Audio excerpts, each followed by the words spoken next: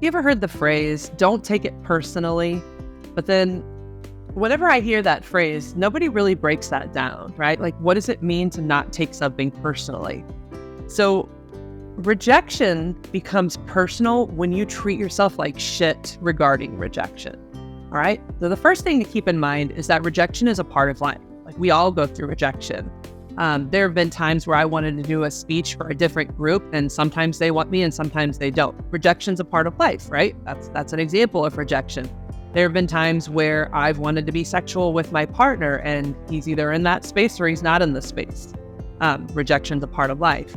So when people take it personally, what's actually happening is they are adding shame to the rejection. So when I get a no, it still feels disappointing. So like, oh, it sucks that I didn't get what I wanted. But when I add shame, it sounds like this in my head. Why did you even try? What's wrong with you? Oh, that was bad timing. You shouldn't have done that. That was wrong. And like, basically, it's self-criticism and self-abuse. That's what shame is. Shame and abuse are the same thing. They're basically being really hard on yourself for something that's normal. And anytime we add shame to a normal process, we cause harm. So that's why I keep saying this. Rejection is a normal part of life. What needs to happen to shift the taking it personally is you need to match rejection with a lot of self-compassion and kindness, which combats shame, right? Self-compassion is the antidote. So when you experience rejection, like say you are out there dating and you told somebody that you liked them and they just didn't like you back. They're like, thank you, but it's not working for me. To not take it personally sounds first like being kind to yourself. It's okay. Maybe it wasn't the right timing. They have a right to their choice, and I'm proud of myself for putting myself out there.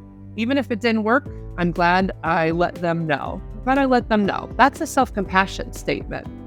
Or, yep, it is hard. It's okay to be a little disappointed. It's hard to get rejection. Yeah, you liked that person a lot, but it's okay. It's okay that you are struggling with a little rejection right now. Just pick yourself up again and try again tomorrow. Not with the same person who obviously is not interested, but like try again tomorrow by putting yourself out there again.